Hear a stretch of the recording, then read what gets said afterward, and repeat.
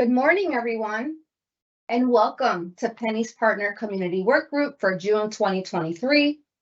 We appreciate the privilege of your time, are happy to have you, and thank you for being virtually present today.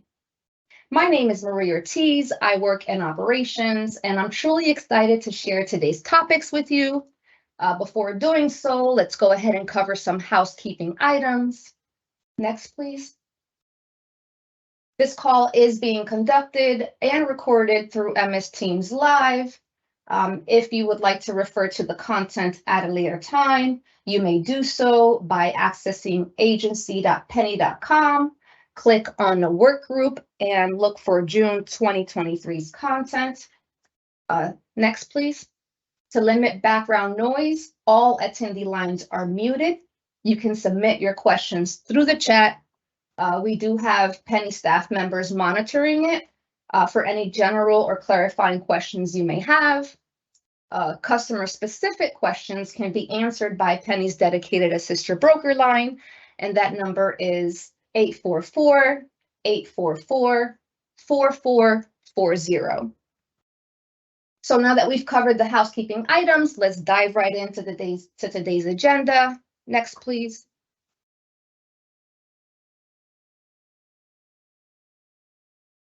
Today, we'll be providing an update on medical assistance unwinding. We'll be previewing upcoming system enhancements and discussing new data matching issue policies, how to calculate income. We also have a topic on privacy and security, as well as changes in circumstances and the impact to premium tax credit and advanced premium tax credit. Time permitting, we'll go over any questions and feedback from the chat. Next, please. So next up, we have Joe, who's going to be covering the Medicaid medical assistance unwinding. Good morning, Joe. Morning. Thanks, Marie. Next slide, please. Okay, I'm going to just go over a couple of reminders and helpful information as related to unwinding. First off, being effective dates. We know that while DHS does redetermine eligibility throughout the month, medical assistance actually remains in effect until the end of that month. So if you have a customer who was given, for this particular example, a May 12th redetermination date, their Medicaid coverage actually is going to continue until the end of that month. Since their MA coverage was lost, they'd be granted a loss of medical assistance SEP through Pennie using a 5/31 begin date. So the individual selects a plan within their first 60 days of that window, they can elect a 6/1 start date to avoid a gap in coverage. Now, if it's after the first 60 days of that SEP window, they can still enroll. However, it's going to be prospective only. And I just illustrate a little example there on the bottom of where you'd see that date in plan shopping. I also wanted to make reference to the link at the bottom of this slide. If you have additional questions or want some information on redetermination dates and subsequent effective dates, those were reviewed in the March community work group. So there's a link there if you'd like to review that deck. Next slide, please.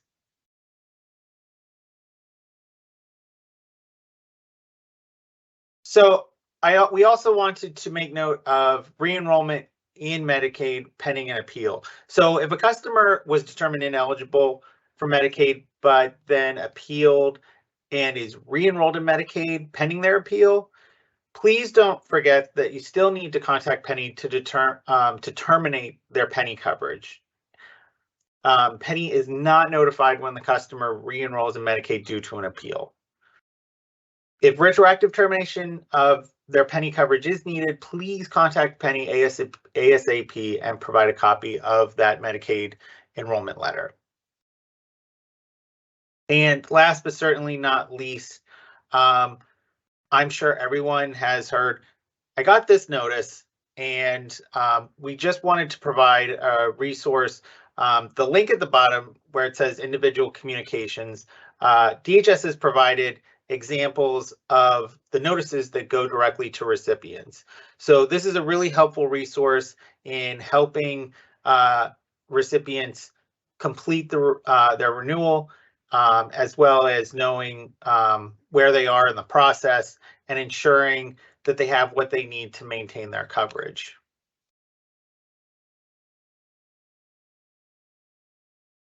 All right, next up, we'll be hearing from Ken. Ken, take it away. Thanks, Joe. We can get the next slide up.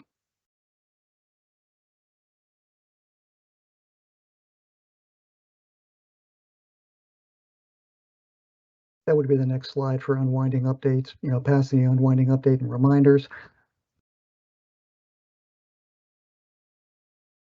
Great. Thanks so much. And again, thanks, Joe. Hello and welcome, everybody. Good morning. I'm standing in this morning for Kelsey Cameron, Pennie's External Affairs Marketing Communications Manager. You've come to know her during these Pennie Workgroups, community outwork workgroup sessions. We're sharing an update on our unwinding marketing and outreach activities. So on this slide, moving top to bottom as an update since the last time we got together and talked things over. The first bullet, we're continuing to perform outreach and contact medical assistance account transfers from DHS to Pennie. We kicked this off in April. This includes direct notices, mailers, emails, as well as a targeted outbound calling campaign through Pennie customer service. So this is very much in full swing. In addition, we have a targeted texting campaign to this specific population slated for July. So we can look forward to that. In the second bullet, as far as the procedurally terminated population, we received our first data file from the Department of Health and Human Services earlier this month, and we're presently reaching out to those NA terminated persons due to a non-response on their part on their DHS renewal packets. So we're also utilizing mailers and emails similarly to the other populations in point number 1. And we also have an outbound calling campaign targeted to this population as well. So we've begun a co-branded Pennie DHS mailer this week with a reminder email for those we have email addresses for. That's starting soon.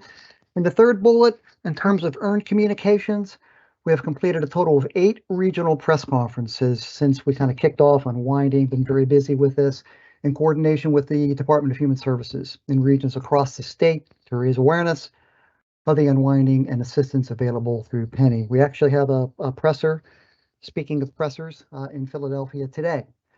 The fourth bullet, for our owned media, we have reminders in place, and we just want to share a reminder with all of you that you can find comprehensive information and materials on both the Pennie MA Unwinding landing page out on pennie.com and agency.pennie.com, as well as the DHS Stay Covered landing page. Again, this is very comprehensive information. It's fantastic, as well as a Pennie-specific toolkit, which includes videos, FAQs, social posts, digital graphics, and much more. The fifth bullet, for our paid media, our advertisement campaigns in full swing. We're in the market, we are advertising heavily, and we're targeting lower income households, vulnerable populations, and non-English speaking audiences.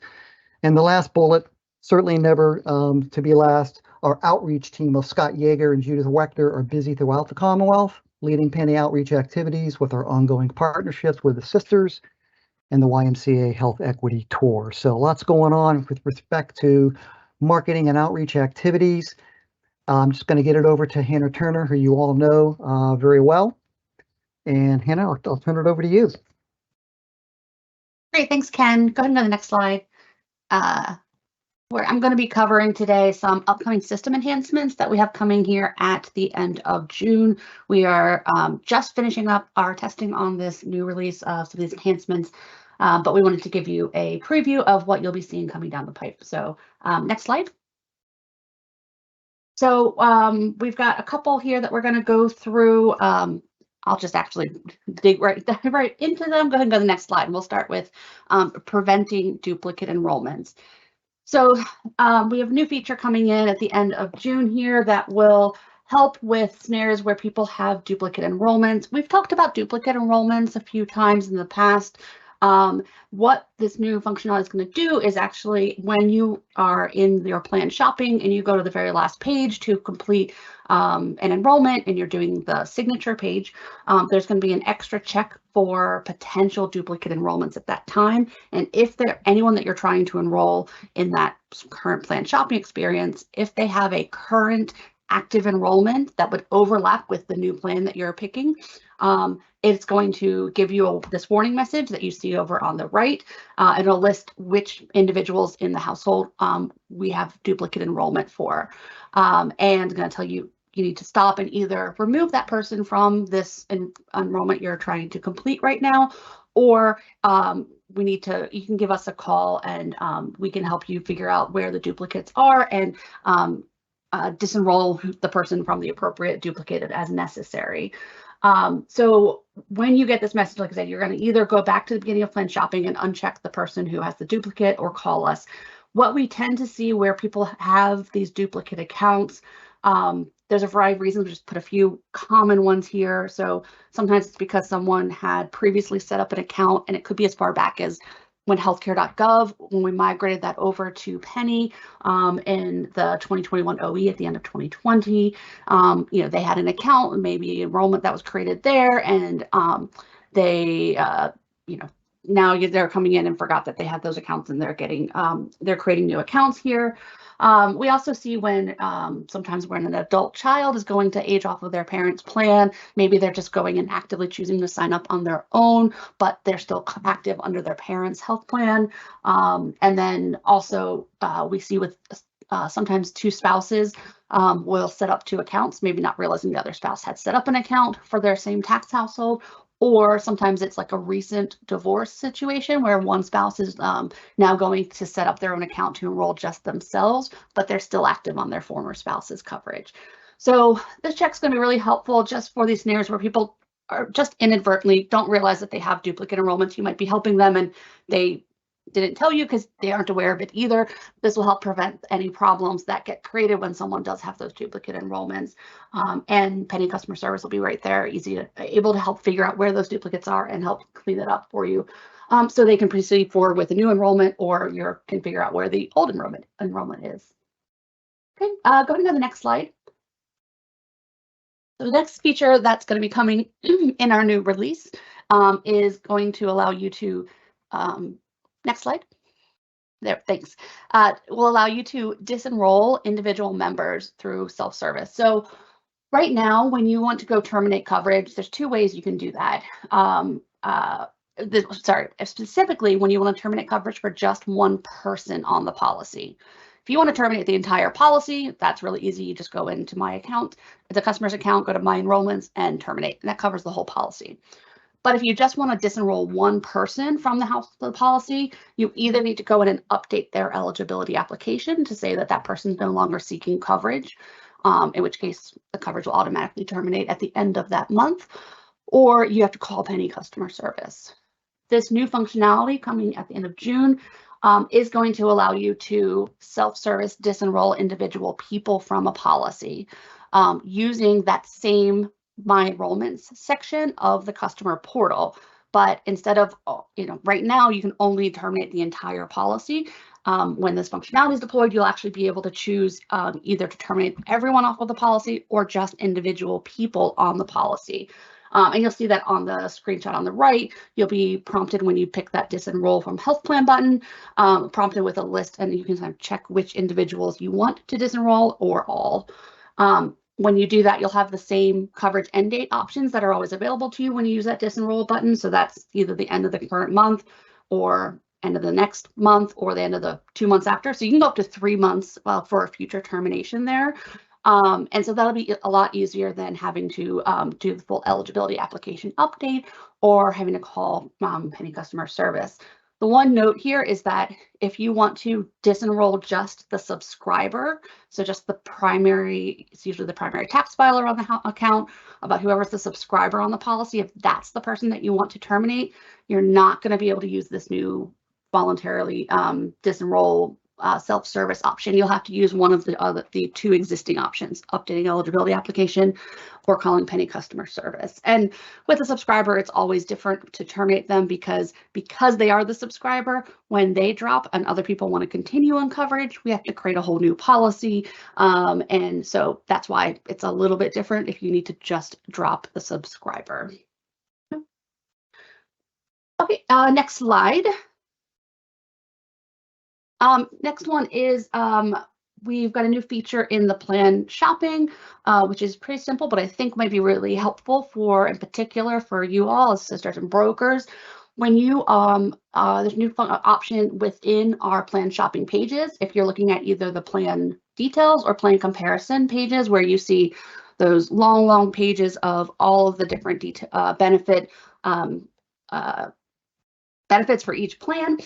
Now there's an option that you'll see at the top of each page, a print preview option. And what that's going to do is take all that information on the page and make it a nice, really simple and clean PDF for you to more easily share all of that information with customers. So you might want to be looking at just one plan and you want to show the details both in and out of network. And that's what I'm showing on the left here. It'll give you a nice PDF of that so you can send that to customers, or if they want to have a copy of what they're seeing on the screen. It's a lot prettier and cleaner than if you try to just print the web page. And then also on the right, you'll see if you're going to do a plan comparison of up to 3 plans, you'll be able to more cleanly be able to share that information. So especially if you're helping a customer and they will need to take time, think about their plan options, that'll be a really helpful tool there. So just look for that print preview link at the top right of either the plan details or plan comparison pages, and you'll get a nice, really clean PDF that you can use to share with customers. Okay, and next slide. And then just a couple of the other items we wanted to call out. Now, the first one is when you go to on the application and you're entering household relationships, as you know, you have a drop-down menu of many different relationship types in there. And so what we've realized is that some of those relationship types, people that are probably relationship types that you don't use that often, people are confused about how to use those. So we've added some more help text there that's focused especially on some of those less common relationships, just so you can, if you have a scenario where you have someone you're not quite sure what relationship to use, there's some more information there.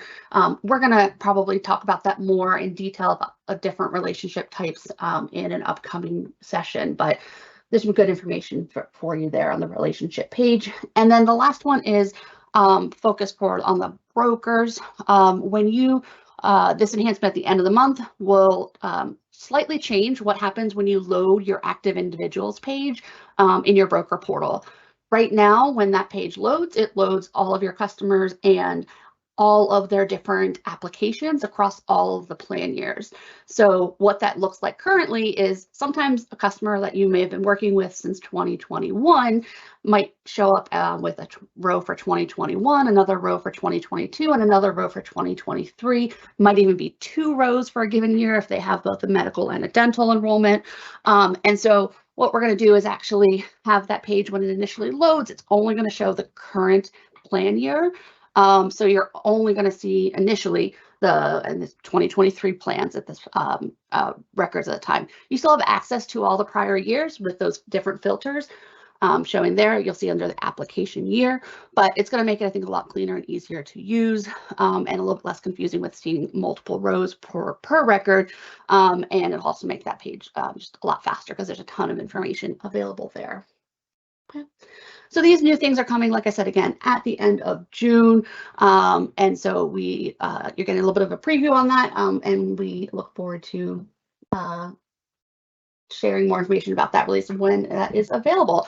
I'm now going to hand it over to Eric, who's going to talk about a couple of policies that are also going to be coming and implemented at the end of June. So over to you, Eric. Thank you, Hannah, and good morning, everyone. As Hannah said, we're going to talk about some new data matching issue DMI policies that have been approved by the Pennie Board of Directors and will be going into effect at the end of June, so something to look out for. as we move through the month. Going to the next slide. So on May 31st, Pennie Board of Directors approved the 2 new policy proposals impacting the way Pennie processes data matching issues. The first one is allowing customers to use Pennie updated income self-attestation form as a first and only form of documentation to resolve their income DMI.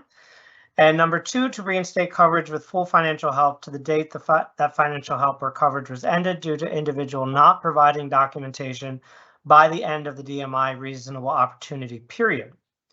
Additionally, there is a new and updated retroactive termination policy that was proposed during the May 31st board meeting, but we are still working through that policy, and a decision has not been made on that yet, but will be coming in the future this summer. Moving forward to the next slide. So in regarding the income self-attestation form policy update that will be coming, again, it is not active yet. It will be active hopefully by the end of this month. Customers who have an income DMI will be able to resolve that DMI by submitting an updated version of the Pennie income attestation form. So at the end of the month, this will be released, the new income attestation form that will allow customers to submit that. Customers will not need to submit other supporting documentation before or after submitting the attestation form. They will only be required to submit this form and resolve that DMI using that. Customers must complete the new income attestation form for this to be approved. Indicate the reason for income discrepancy. That will be on the form that they will be able to do that there and explain why the income does not match what they reported on their application. And attest to understanding and under penalty of perjury the responsibility to accurately represent their projected income and the risk of tax liability if they underestimate their income for the upcoming year, and the possibility of owing any ABTC that they received throughout the year they weren't eligible for back to the IRS. Individuals can attest to this information by submitting the written attestation form or by calling Pennie customer service and verbally providing the information to the Pennie customer service representative.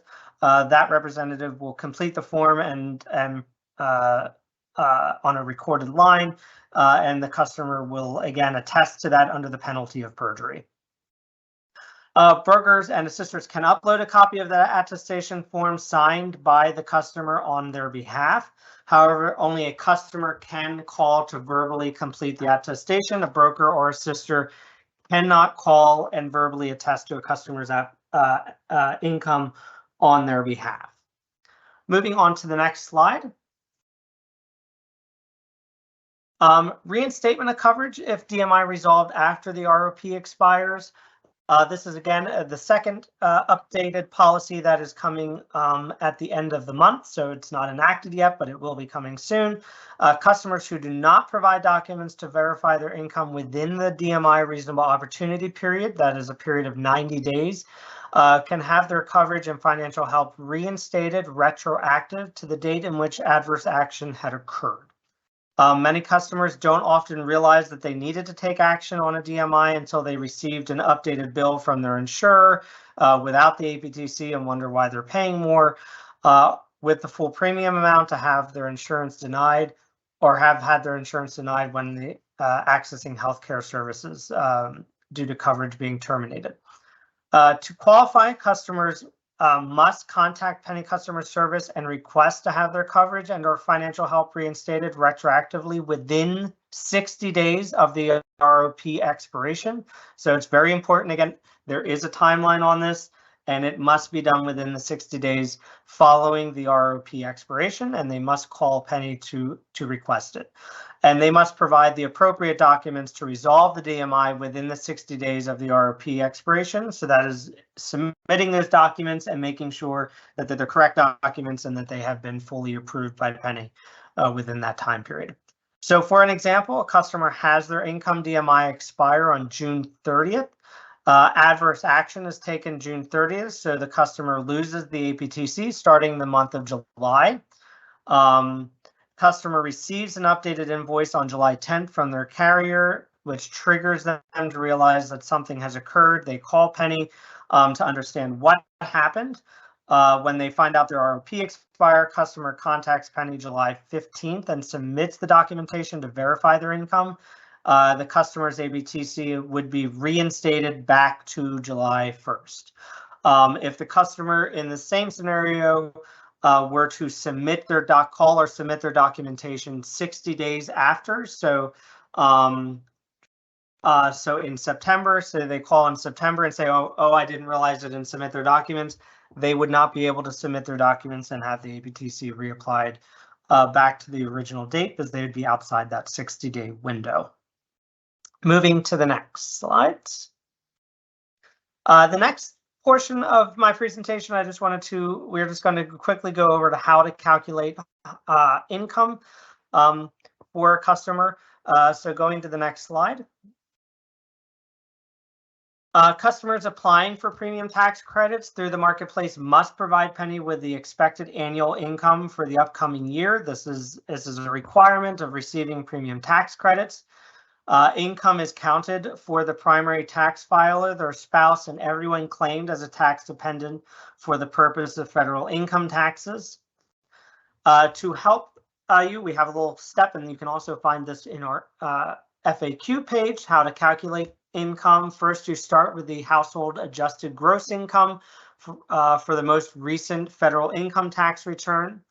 And if the customer has any of the following kinds of income, tax exemption for foreign income, tax exempt Social Security benefits, tax exempt interest, you wouldn't include supplemental security income. When you add all of those things in, you would get the modified adjusted gross income, and that would be the customer's annual income that you would place on the application for the purposes of premium tax credits.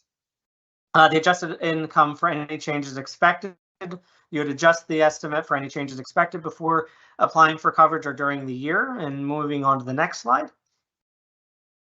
You'll see what these are. So you should, calculate in and determine any expected raises for the customer. So if a customer generally gets a raise in July, you should factor that into the customer's income for the year. New jobs or employment changes, including changes to work schedule or self-employment, try and, to the best of their ability, factor those items into their income. Change the income for other sources like Social Security or investment. If somebody's expecting to start receiving Social Security throughout the year, you should try and anticipate those and include those as well as into their income. Changes in household, like going or losing dependents. So a dependent is going to graduate from college and no longer be calculated as part of the household. Should try and anticipate those as well and make sure those are factored into what is being placed on the customer's application, as well as what the impacts to their income could be, to make sure that we're getting the correct calculation for premium tax credits. All right, so we are moving on, and I will be passing this on to, I believe, Marie for the next presentation. Thanks. It's actually Hannah. I'm going to slip in here right before I do hand it up to Marie for the next one. After that, we are going to do a quick update on privacy and security items. Go ahead and go to the next slide for me. Just a reminder, you guys do have a lot of responsibilities for privacy and security. It's very important. We do cover this in your annual certification trainings, whether you're a sister or a broker. But we do want to go over some reminders about this important topic here. So first is key. You have to report to us if you either see information for a household that is not in a household that doesn't belong to that household, or if any devices that you have that store information from Pennie are lost or stolen, or if you see anything that is any suspicious activity on any of Pennie's service systems, you should be reporting that to us. Immediately you can contact Pennie customer service. We also have a privacy@pennie.com email address, I believe. It's on our main website there. But let's go over some kind of key tips, hints, and reminders around this topic. Data minimization. So a key part of privacy security is making sure that we are only using the minimum amount of someone's information that we need to in order to do business. So when you are contacting us or sending us an email about a customer's account, use ID numbers. We don't need identifying information. You should never be sending a social security number through an email. You also don't need to be sending us a DOB even, like you have ID numbers that you can use, and we'll go over in the next slide actually where you can find a whole host of different ID numbers that are much, much better to use than any actual identifying information. That just helps protect in case, you want to use the amount of information. If you have a typo in your email address and the email goes to the wrong place, someone that shouldn't be getting this information, you should only have use our system ID numbers instead of identifying information. Using links instead of attachments when you have sensitive information. So, you can use links to information that's stored on a secure location, like we use SharePoint. So we save the file there and then send a link to that SharePoint site. Or you might use OneDrive or Google Drive. Those are different ways to help protect instead of putting an attachment to an email, using those, saving the information on that secure site. So there's that additional layer of protection. Don't forget, you can also use, when you have information in an email, you can encrypt that email. That's a good option to be using if you have any concerns about information that's in there. So like in Outlook, you go to a new email and then you can navigate to the file info and encrypt. Other email systems have other ways to use encrypted email options. So you should explore that with whatever email systems you're using. Long email chains is a really important one.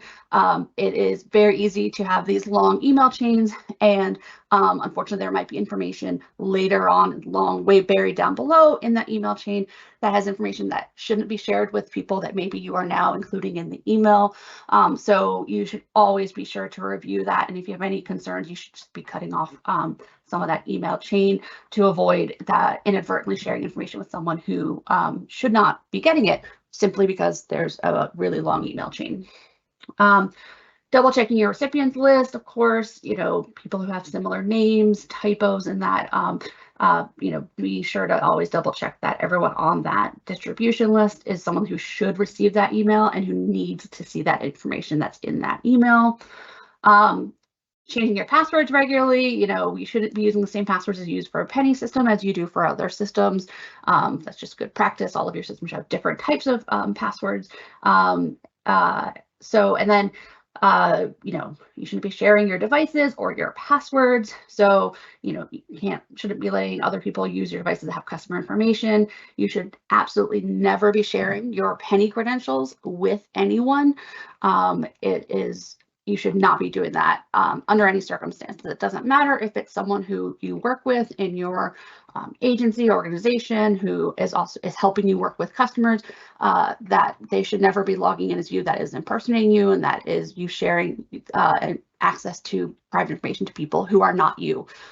So please, you should never be doing that. If you are, we have other ways that you can collaborate with other Pennie certified brokers or assisters, right? So in the broker world, we have agency functionality. So if you work in an agency and you work closely, you have other brokers, that Pennie certified brokers that you work with, you can be structured as an agency, which then allows you to give permissions to other people within your agency to review and help your customers. Let's say maybe you're out on vacation, you need someone to help support your customers. Another broker's Pennie certified broker in your agency could do that because you've already given them permissions within your agency, but they're not having to log in and impersonate you and violate privacy and security rules by using your credentials when they're not you. Okay. So let's go to the next slide, and I want to show you where some of those different options are for identifying system identifiers that are not, PII and other, social security numbers, date of birth, et cetera. So probably the most common one that I think you all use is going to be case ID. And if you see on the left side, there's two places you'll see that. On the customer's dashboard, right at one of the top parts of the center of the dashboard is your application status, and that will always have that person's case ID that is unique to that customer. The other place you'll see that is on their applications page. So if you're going into the customer's My Applications page, you see a case ID, that same case ID listed right there on that application. Which leads me to the next one, which is application ID. That's going to be just every application you submit will have its own unique ID number. So while case ID is going to cover that whole household and doesn't change no matter as you submit applications, application ID, you get a new one every time you submit application. But we can still use that to identify the right customer household when in our system. Next one is ticket ID numbers. And so you can see that on the right side of the page in your ticket history and in notifications. So tickets get created for a variety of different reasons, but even like if you call Pennie customer service and you need help with something, you might get a ticket created. They will give you that ticket number and you'll see it in our system usually as TIC dash and then the number. That is the same number you'll see under ticket history, either under your account as an assister or a broker, or under the customer's account. They also have a ticket history that you can see, which will have their list of their different tickets. You'll also see the ticket number in the notifications in secure inbox. So you might get important update regarding Pennie ticket and then a ticket number. That's usually where our team has been sending you a message back saying, here's an update on your inquiry and etc. So that's your other place to look at those ticket ID numbers. Again, a ticket ID is going to be related to a specific inquiry, but it's going to be unique to, and we can identify that person uniquely from that. The last one is Exchange Assigned Policy ID. This is one that you can access through the Assister Broker portal. When you go in and see a customer has an enrollment, if you click on that enrollment, you will be able to view, or that you click like the view enrollment details. You'll see that tile down there. This happened to be a Highmark plan that I picked out of our test environment here. That's that tile that we have reviewed sometime last year. There's a lot of interesting information there if you want to dig into enrollments and like when information was sent, updated, etc. But in there, you'll also see an Exchange Assigned Policy ID number. That's an ID number that we use when we send enrollments back and forth between the insurer. It's not the same as someone's member ID they use to go to their provider and when they're going to the doctor. But it's a unique ID number that will identify that current enrollment, and we share it back and forth with the issuers. They also have that information. So that's another way if you're talking about a specific enrollment, you can also use that Exchange Assigned Policy ID. So there's a bunch of different options that you can use when you're communicating with us that are things that are not identifying information that like someone's name, social, DOB, etc. So you should be using these types of identifiers when communicating with us. It's a lot more secure that way. Okay. And now I'm going to hand it over to Marie. As much as everyone loves talking about privacy and security, I think this would be really exciting to talk about mid-year application changes. So Marie, it's off to you. Thank you, Hannah. And this is the last topic that we'll be covering today, which means that we may go over time. So if we do and you need to drop, just know that this recording will be available on our website, agency.pennie.com. Click on Workgroup and look for June 2023. Okay, so now we're going to talk about changes in circumstances and the impact to premium tax credit and advanced premium tax credit. Next, please. Before discussing the impact of changes in circumstances, we thought it would be beneficial to provide a recap and some background on premium tax credit and advanced premium tax credit to give you the full picture. So we'll start with premium tax credit. This is a type of financial assistance provided to qualified individuals by the federal government to pay for health insurance costs through the marketplace. It is calculated during tax time when the household reports on their federal income tax return the health insurance that they purchased for the prior year. Customers may choose to receive the premium tax credit that Pennie determined they were eligible to receive throughout the year instead of waiting until the end to receive that credit to reduce the monthly premium amount. This is what we refer to as advanced premium tax credit. To calculate it, Pennie takes into account the premium benchmark plan, which is available in the customer's area, as well as the projected household income for the plan year. Then the customer reports the advanced premium tax credit that they received during the plan year by completing Form 8962 upon filing their federal income tax return. This is where the 1095-A that Pennie issues every year comes into play, since we include the amount of advanced premium tax credit that the customer received for tax purposes. The key here is that if projected household income is actually different than a customer's actual income at the end of the year, that means that the customer may have received more advanced premium tax credit than they're actually eligible to receive and may end up owing the IRS. And this is what we're trying to prevent, and truly the reason why we're covering this topic today. On the screen, you'll see a screenshot of publication 974. This was published by the IRS, who is the governing body for premium tax credit. So we have facilitated the hyperlink there on the slide for your convenience in case you want to learn more about premium tax credit. Next, please.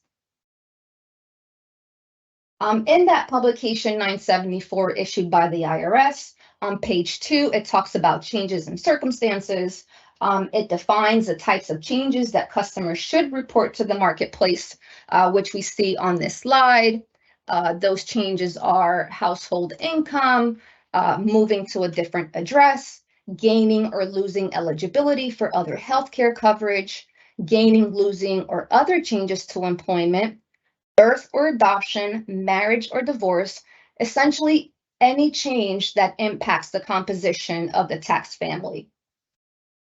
In the publication, it also indicates that changes must be reported promptly.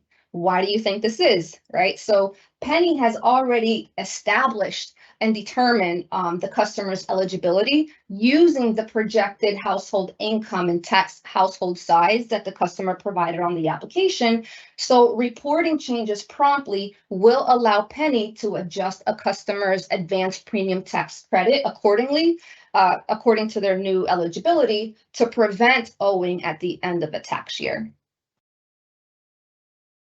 Next, please. So why is it important? Why is it important to understand changes in circumstances and how these impact the financial assistance that a customer is receiving? Well, for starters, it's federally regulated, right? We saw the publication 974 from the IRS with all the rules pertaining to premium tax credit, but also because it's practical and we know that life happens and circumstances change. And we really need to understand how changes to circumstances impact our customers so that they don't receive more tax credits than they're eligible to receive, and we're better able to serve our customers and our community. As well as, Pennie aims to maximize the access to affordable quality healthcare, which includes informed decision making. And in order for a customer to make informed decisions, they have to be able to understand how changes throughout the year impact their financial assistance, as well as you all serve like a very important, vital as a resource to our community to help people really understand what advanced premium credits are, how these are calculated, and what to expect, especially when these income changes occur during the year. So the goal is to understand how to use Pennie tools appropriately for each customer situation. Next, please.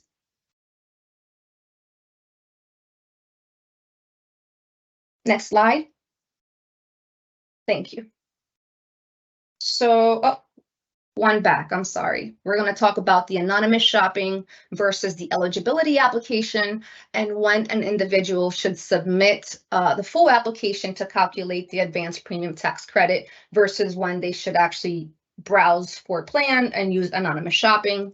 So essentially, the only way to get an accurate and final advanced premium tax credit eligibility is by submitting the full application. Why? Because it contains all the criteria that impacts a customer's eligibility. So updates need to be made to the application when income changes occur during the year so that we can take into account the advanced premium tax credit that a customer has already received throughout the year. And that'll help minimize the chance of the customer owing back, resulting in an accurate APTC calculation.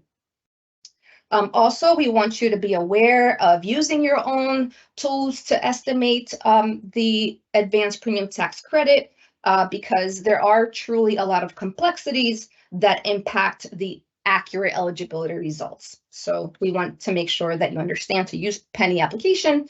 And then for the browse for plans anonymous shopping, you can use this for a customer who, let's say, is not already enrolled and is just seeking a high level estimate of their savings. Next, please. Okay, so here we have Pennie's tax credit slider tool. This is available after the customer submits their application and selects a health plan coverage. That button in the middle, the highlighted adjust APTC, when they select that, they'll get the next window, which is on the right-hand side, and that displays the total monthly tax credit that the customer is eligible to receive.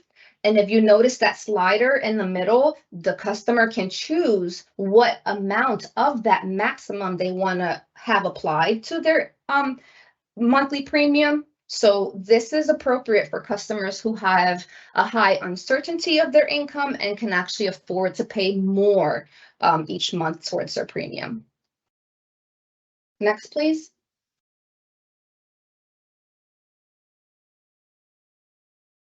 And this is the anonymous shopping versus the eligibility application slide that we just talked about. Next, please. All right, so premium tax credits, as we said, this is a tax credit at tax time to help pay for health plan premium costs incurred over the tax year. This is based on actual annual household income and household size that a customer reports on their federal income tax return. It is claimed at the end of the year, and it's reduced by any advanced premium tax credit that the customer received during the year. The advanced premium tax credit is a direct reduction of the customer's monthly health plan premium, and it is based on the projection of the annual household income and household tax size that the customer indicated on the application. And again, we want to stress that if the customer uses more advanced premium tax credit than they're actually eligible to receive through the premium tax credit, at the end of the year, they'll end up owing the difference. And this happens commonly with income and household changes that are not reported timely. So the arrows on this slide illustrate that as income increases, the amount of advanced premium tax credit decreases. So those boxes that you see there represent the total second lowest cost premium, right? That the customer, that we say that the customer should, in the customer's area, right? So for lower income, someone who has lower income would contribute less towards the net premium and receive more advanced premium tax credits versus someone who has higher income who would then be responsible to contribute more towards their net premium and receive lesser of an APTC amount. So there is a note there that indicates that when the actual income on the tax return is higher than the projected income that the customer included on the application, that's when the household can owe back some of that premium tax credit they received in advance, versus if the income reported, the actual income reported on the tax return is lower than what the customer projected on their application, then the household could receive more of a premium tax credit at that time. Next, please. So here we talk about how Pennie calculates premium tax credits. So first, we determine the annual household income and the tax household size, and we use the both to calculate the federal poverty level, which is the percentage that determines the portion of the premium that the customer must pay. Second, we determine what the second lowest cost silver benchmark plan premium would be for the enrolling individuals. This would be like the comprehensive level of coverage that a customer should be able to afford. Next, we calculate the annual net premium to enroll in the second lowest cost silver plan. And for that, we use the federal poverty level to determine that percentage of the household income that the customer should pay. We multiply that percentage by the annual household income, and that's where we get the annual net premium for the second lowest cost plan. And finally here, we calculate the difference between what the customer should pay versus what the second lowest cost silver plan premium is to determine what amount of advanced premium tax credit the customer should receive for the year.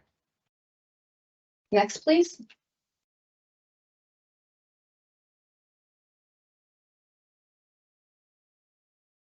Next slide.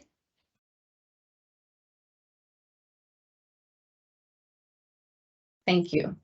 All right, so here we have an example for how Pennie calculates premium tax credit. Bear with me while we go through the math.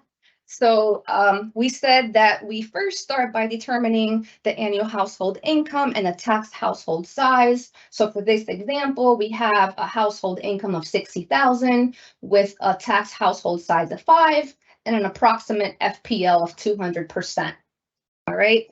We said that then we're going to determine how much it costs to be enrolled in the second lowest cost silver plan.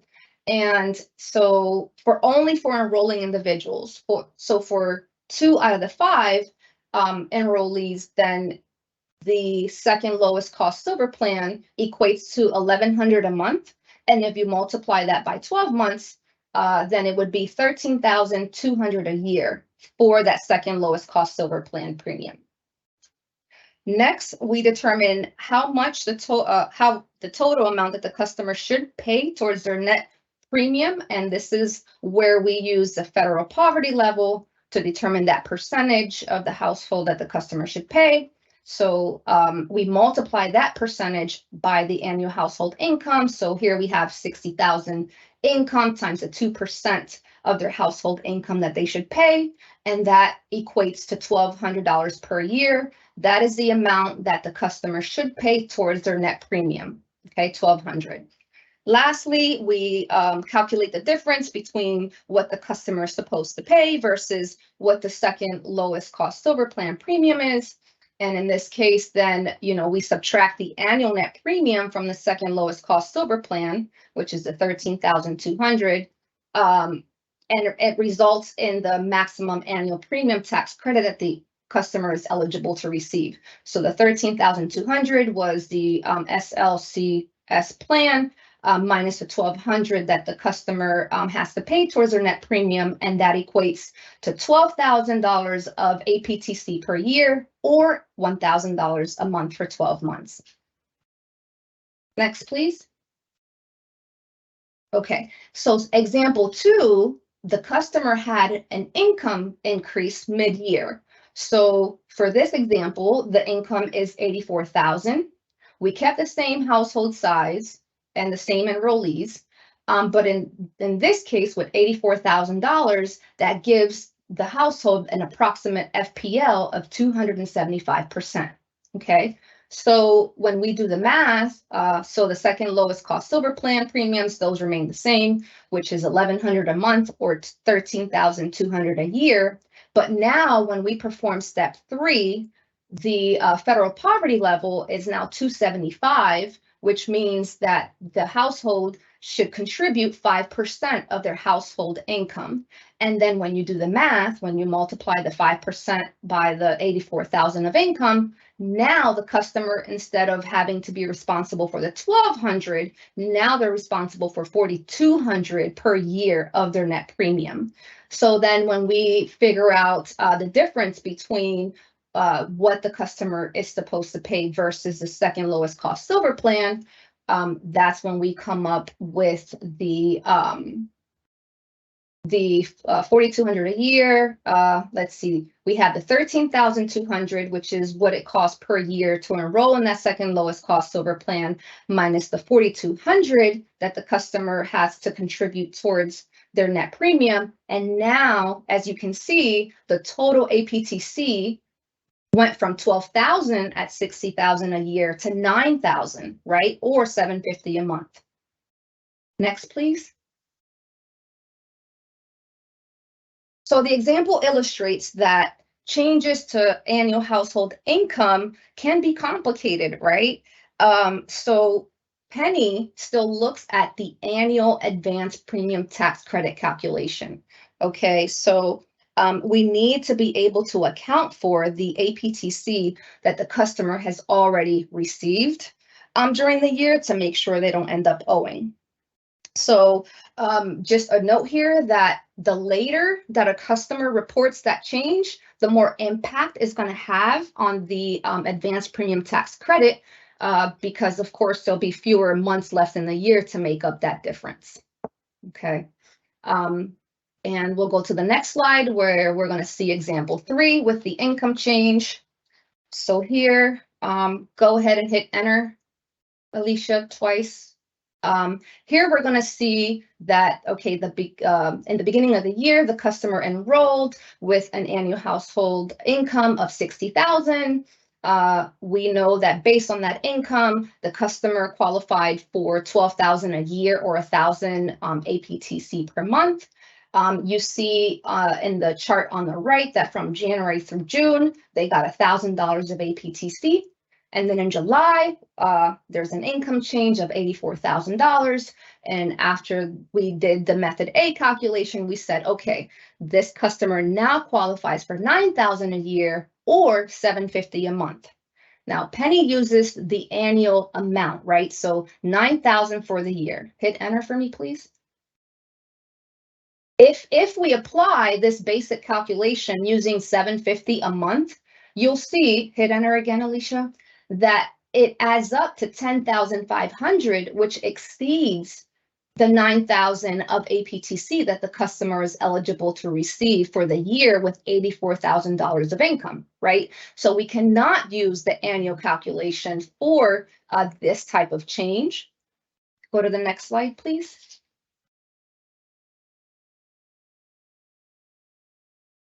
Next slide.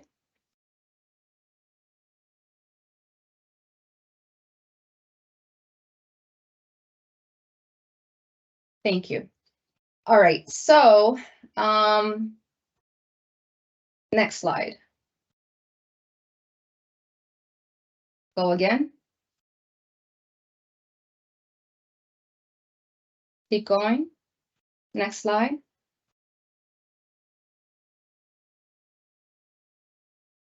Go again.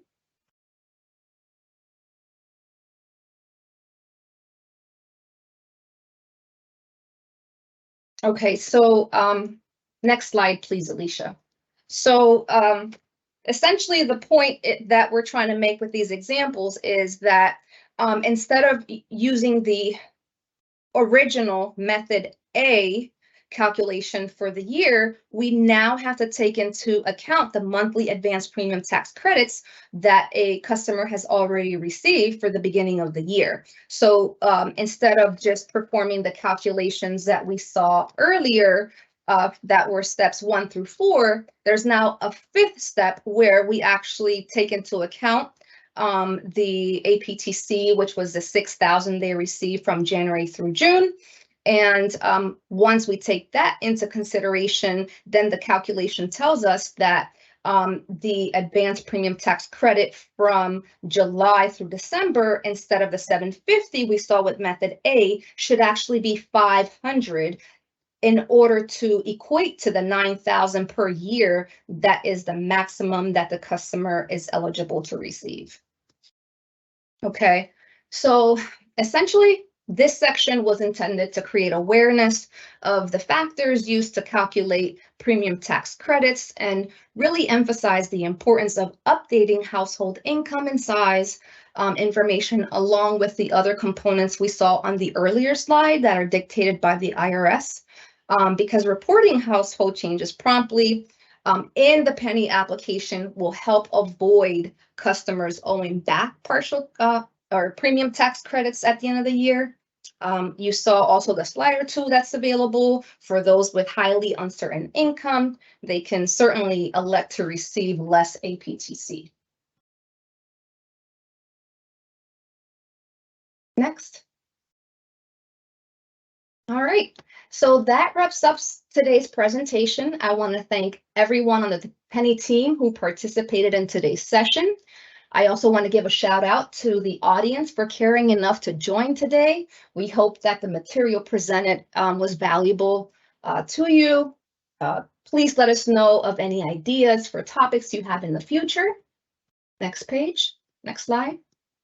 And here we have Pennie customer service contact information and hours if you have questions. Thank you all for your time.